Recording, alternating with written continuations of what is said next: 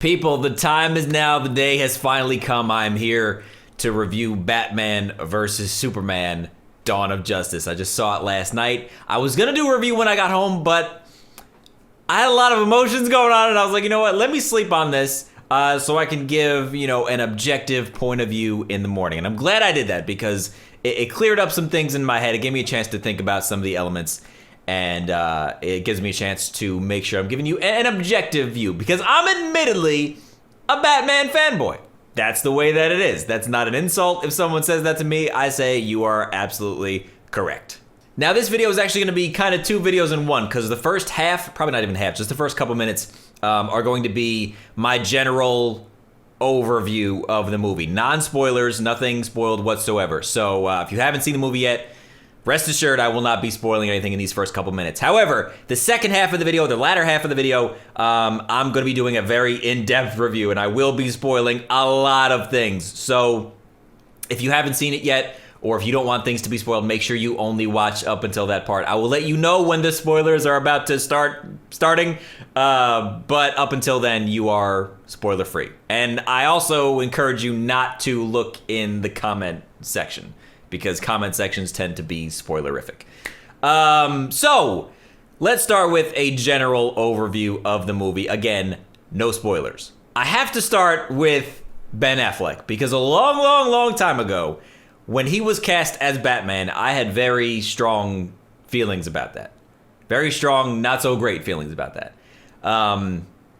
Not really for any specific reason. I just felt like maybe this wasn't the best choice. I didn't have a better choice in mind. It was just general, I'm not really too happy about this. I'm glad to say that Ben Affleck, as I was hoping he would, and I was kind of confident that he would, proved me wrong. Proved me 100% wrong. Ben Affleck, there's also going to be some cursing. Ben Affleck is fucking Bruce Wayne. Period. He's like 6'4". He looks like Bruce Wayne looks in the comic books. It worked so well. I was so happy with his performance. When you are cast to play Batman, how you play Batman isn't really that important, to be honest. And I don't know, people might not agree with me, but that's the way I look at it. You have the cowl on, you have the costume on, your emotions are hidden for the most part when you're Batman. It's mostly about your movements, your body language, that type of stuff. But when you're Bruce Wayne, that's where you show your shit. That's where, like, this either lives or dies, it works or it doesn't. And Ben Affleck absolutely killed it, 100%. One of the best Bruce Waynes, if not possibly slightly better than Christian Bale, simply for the way that he looks. Like, he looks more like a Bruce Wayne. His mannerisms were great. Long story short, Ben Affleck was the shit as Bruce Wayne. Henry Cavill, is it Cavill or Cavill?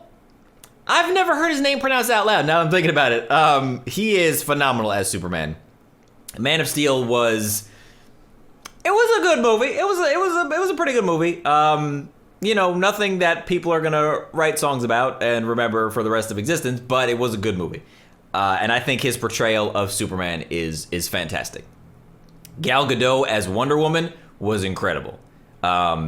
She damn near stole the show. I'm not going to talk about how long she was in it or how many. I'm not going to talk about any of that right now. But she was phenomenal. I thought she was great. Jesse Eisenberg as Lex Luthor I thought he was going to be good. He was incredible. I thought it was such a unique portrayal of the character. The mannerisms, the little intricacies he put in there, I thought were excellent. I was blown away, absolutely blown away by him. Every character in here served their purpose. Alfred was great. Jeremy Irons as Alfred was fantastic. And really everybody was on point. There was no character that felt out of place. Everything had a purpose. So character-wise, I thought it was great. Plot-wise, a little shaky at times. There was a lot going on. A lot. Again, I'm not going to spoil anything. But look back to the trailers and think about all of the things that have to be established, right? Batman and Superman have to have a reason to fight each other, okay? At some point, then they have to have a reason to not want to fight each other anymore. At some point, Wonder Woman has to be introduced. At some point, you need to find out why Lex Luthor has beef with not only Superman, but Batman. At some point, Doomsday has to be introduced. At some point, there needs to be some sort of backstory about why Bruce Wayne is the way that he is. You have to establish the fact that Bruce Wayne is older and he's not the same Batman as, the other Batmans we've seen. There are a lot of elements that need to be introduced. So as you would probably imagine, to try to weave all those things together in 2.5 hours is not the easiest thing to do. So at times the plot was a little jumbled, stuff kind of overflowing and not really clicking. It was okay to keep up with. Not that you can't keep up with it. It's just a lot. It's just a lot going on. To me, story is very important. I know it's a superhero action flick, so how much story can you expect? But I think Christopher Nolan spoiled Batman fans with just how intricate those stories and storylines were. So story is very important to me, especially for a character like Batman, because that character is very important to me. How he's portrayed, how the audience is going to perceive him, his actions, all that kind of stuff. I'm sure hardcore Batman fans will understand where I'm coming from there. And again, without spoiling anything, certain things had me scratching my head a little bit about the way they portrayed certain parts of Batman. I'll get into that more in the spoiler section if you're going to keep watching. If not, let me wrap up this non-spoiler section because I want to really start talking about the important stuff. If you haven't seen it, I would absolutely 100% recommend that you do go see it.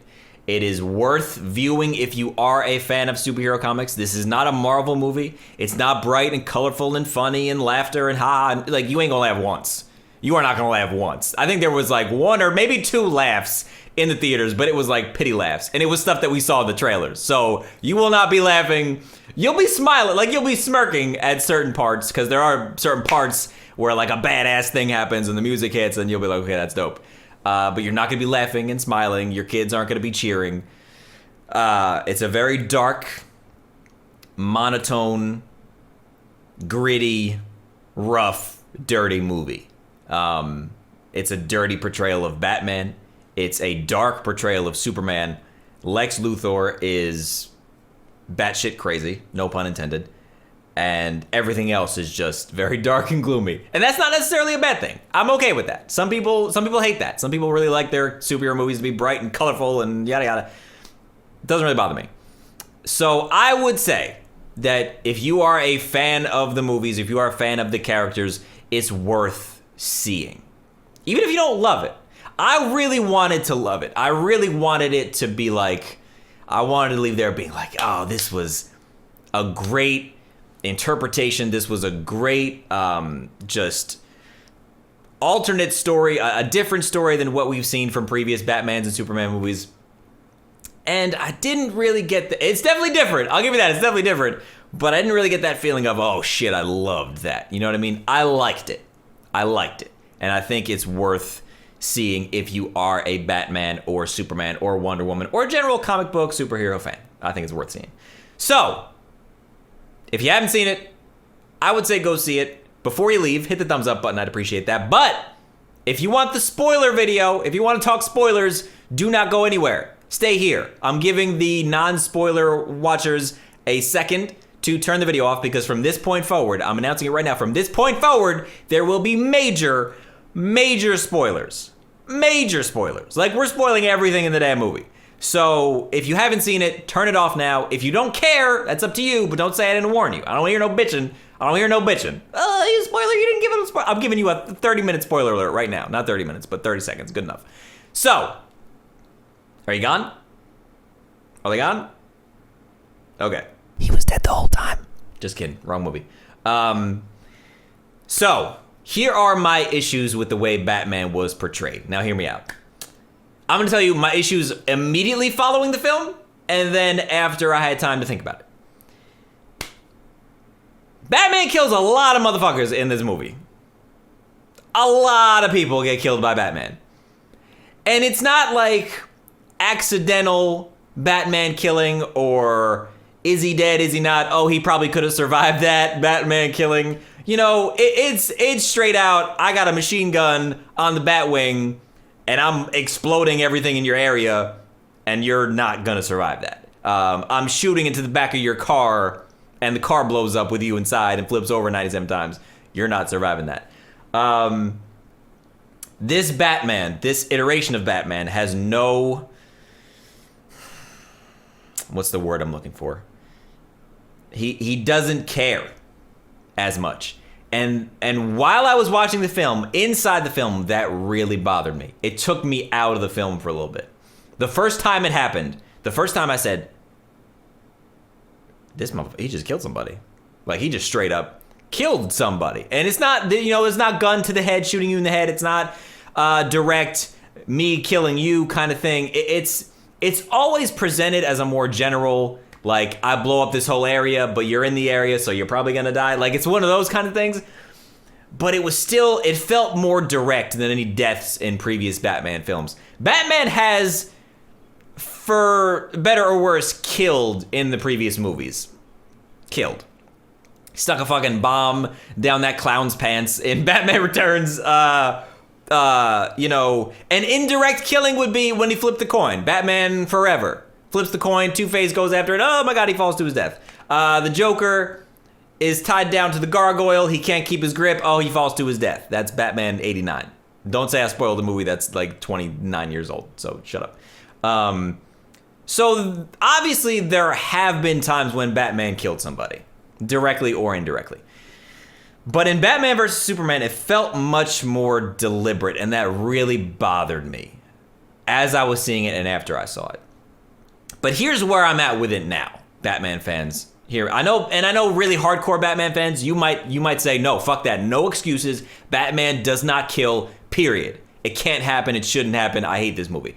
If you, like, honestly, I don't blame you. If you feel that way, I don't blame you at all. But here's what I've come to realize about him. Actually, my girlfriend, because she's not as into the Batman character. Not she doesn't like Batman, but it's not as important to her. So she kind of gave me a more objective reply when I was kind of talking about the things the things that bothered me. She gave me like a better understanding of it, because she said, this is not Christian Bale. This is not anybody else. This is an entirely new interpretation of Batman. This is a Batman who is much older. He's been Batman for like 20 plus years. Robin is dead. I'm assuming the Joker did it, as you could tell, but the spray paint on the Robin suit. He's torn, he's broken, he's beaten, he's sad, he's angry. He's a very, very experienced Batman. And with experience comes the realization that shit is not as easy as it seems. When you start off in your Batman career as Bruce Wayne, I'm not killing anybody. I will not be like the people that killed my parents. I will not use guns. I will not allow anyone to feel the way that I felt. I will take down criminals my way without killing, blah, blah, blah. Then time goes on. Then the Joker starts killing people, and Two-Face starts killing people, and all these people around you start dying, and everyone, at some point, something in you might snap. So, if you look at it from that perspective, if you look at it from the perspective of, okay, this Batman is older, he's in a different mindset than the previous Batmans we've seen, and he is a little more loose with the rules of being Batman. Once you look at it like that, I feel like then you can kind of say, okay, I get it. Let's get back to the movie. I wasn't able to do that I need to see it again, by the way. I wasn't able to do that during my first time because that hadn't clicked for me yet. In my opinion, there's going to be a Batman prequel coming out with Ben Affleck as Batman, which I'm very much looking forward to. I would have liked it to have been more established that this is the type of Batman we're dealing with. Not that it wasn't established during the movie, just a little more. Maybe it's my fault. Maybe it's my fault for going in and thinking that this Batman, okay, yeah, he's older, but he's going to be the same Batman as I've seen before. Maybe that's my fault for expecting that. But once I realized and once I came to that conclusion, I enjoyed the film much more. Because honestly, that's the only thing that took me out of the film. Yes, there was a lot of shit going on in the plot line. Yes, the story was kind of jumbled at times. Yes, Doomsday looks fucking stupid. Yes, he almost didn't serve a purpose with his CGI looking ass. But I was okay with, it's a superhero movie, so I was okay with those things. The story was good enough for me to like it. It was really just the way that Batman was portrayed in those particular situations that took me out of it. If you took those scenes out of the movie,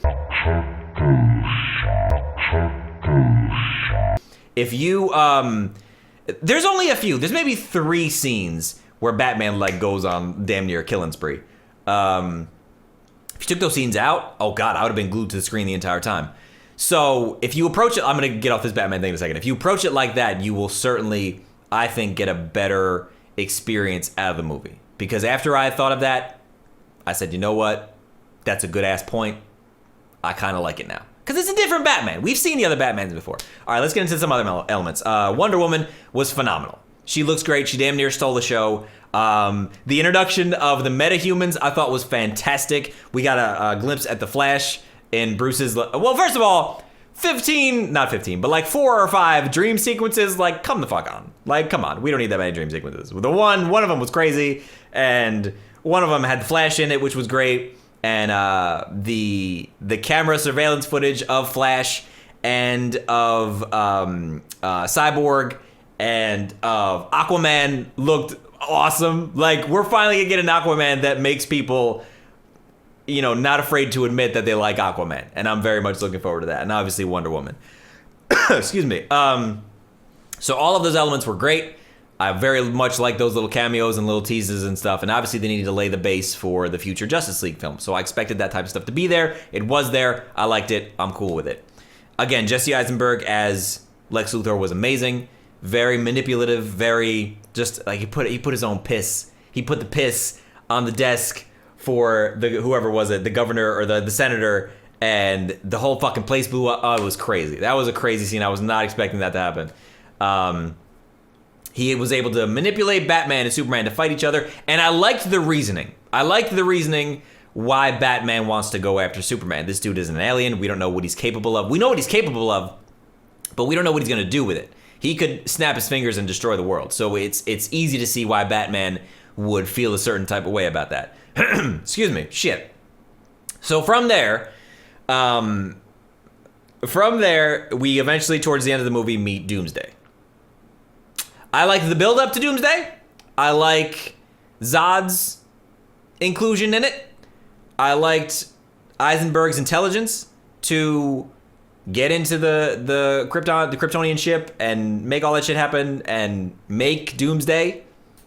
But then Doomsday came out. He looked kind of badass at first. Like when he's popping out of the little bubble, he looks pretty badass. But from there, I don't know. Something about him I didn't like. Then the motherfucker gets nuked. You nuke Superman when he's trying to help? I don't know. I wasn't a big fan of that part. But let me go back to Batman actually for a second. I was having a conversation on Twitter and someone said the gadgets really stood out, that they really thought he had... I don't know. Maybe it was some things were moving too fast and I missed some of them. Aside from the gun that shoots kryptonite, all the stuff he had set up on the roof. Obviously, he has the claw. Like, everybody has that. Everyone has a grappling hook. Every Batman ever that has ever existed or ever will exist will have a grappling hook. The gun that shot the sniper gun that shot the tracking device. Aside from that, I can't really think of many other gadgets that he had. I actually thought they were kind of lacking in the Batman gadget division. Because you would expect a Batman... Oh, he had the phone cloning device. And... what else was there? I know I'm missing some. Let me know in the comments what I'm missing. Maybe I just didn't think of it at the time.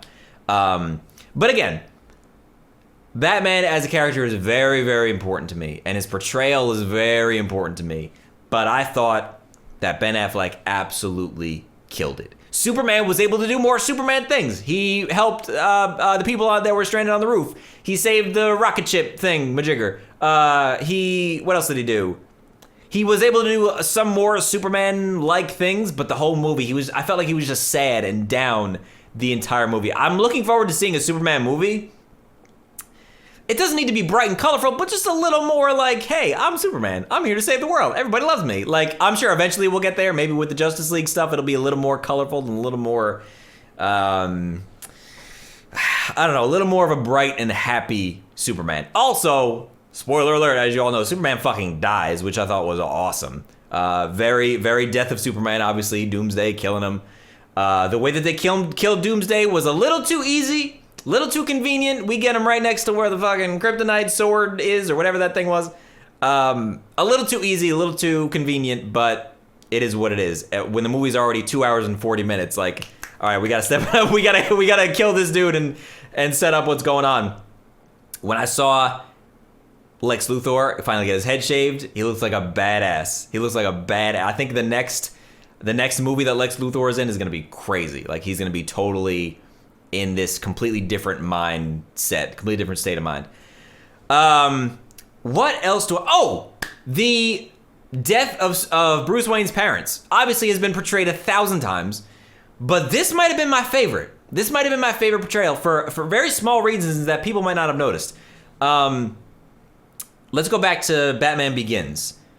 Bruce Wayne and his parents are coming out of the theater, and Joe Chill is there. He points the gun at Bruce's mom, and that's when Thomas steps in front of her and gets shot. Batman 89, if I recall correctly, it was the Joker. But he was like standing farther back, and his like partner was there, and his partner was trying to rob them, and the dad was going after the partner, but then he got shot. In this iteration, Batman versus Superman, one of the things I really liked, and I don't know why I liked it, I think it just felt right. When he was holding a gun to Bruce's parents, Thomas Wayne, Bruce's dad, like swung on the dude. Like he was like in attack mode. He wasn't in defense mode. He wasn't like shy or not sure what to do. Like he was about to attack and try to kill this motherfucker. You could see it in his eyes. You could see it in his actions. He was like leaning towards the shooter when he actually got shot. And I thought that was so small but really important, because I think then in that instance, it sets it in Bruce Wayne's mind that you have to be aggressive. You have to stop these people. You can't let this happen. Thomas Wayne, live or die, was going to try to stop the guy who was trying to kill him and his family. And I think that was the most important portrayal of the death of Bruce Wayne's parents, because it showed Bruce that you are the only one who can stop these people. Like no one else is going to save you. You need to save yourself. So I think instilling that in young Bruce Wayne's mind really kind of helps set the tone for who he would be as Batman going forward. Maybe I'm looking too much into it, but I think that was done purposely, and I thought it was great. What else do I want to talk about? What else am I missing? Oh, let's talk about the goddamn fight itself between Batman and Superman. Superman fans, I love you guys. If you're watching this video, I appreciate you. I appreciate you being here. Whatever side you're on, Batman, Superman, Wonder Woman, Spider-Man, Iron Man, Marvel, DC, whatever. Let me get a little closer. Let's all take a second. This is going to piss so many people off. I'm sorry if this pisses you off. I'm not sorry, though. Let's all take a second to acknowledge the fact that Batman won. If Lois Lane's ass did not show up, Superman was dead. He had the kryptonite spear. We saw what it did to Doomsday. Would have done the same shit to Superman. Batman won. All right? Let's establish that. Let's make sure that's known to the world. In this iteration, not gonna say it's gonna happen every time. Batman and Superman might fight 1,000 more times in the comic books. They have before, they might do it again, whatever. In this particular iteration, Batman won. That's factual. Spoiler alert. Let's move on. I'm sorry, I had to do that. I'm sorry. I apologize for that. No, seriously, it was a badass fight. Very smart of Batman to be prepared like that. Superman, I'm sure, probably could have killed Batman if he tried a little bit harder. He was holding back. He didn't want to kill Batman, I understand. But it was a badass fight. I thought it was very well done. It wasn't too much. It was just enough.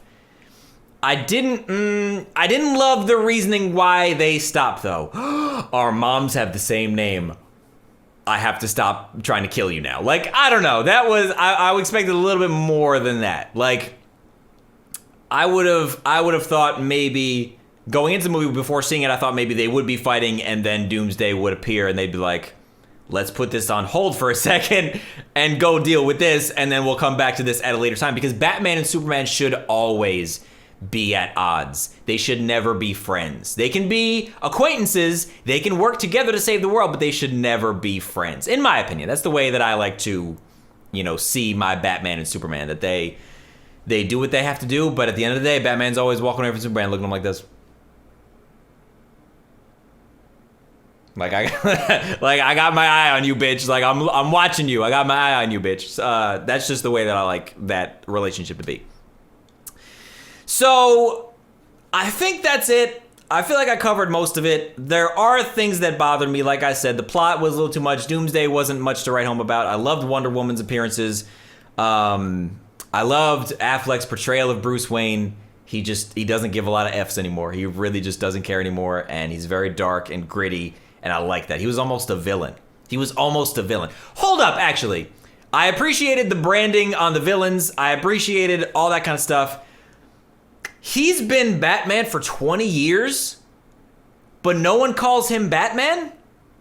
Like, this is one thing that bothered me, because it's like, you've been Batman for 20 years. That means you've been doing this for a long time. Obviously, Joker's been involved. All these other people have been involved.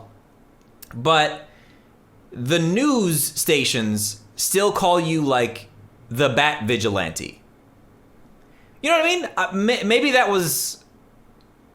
I don't know what that was, honestly.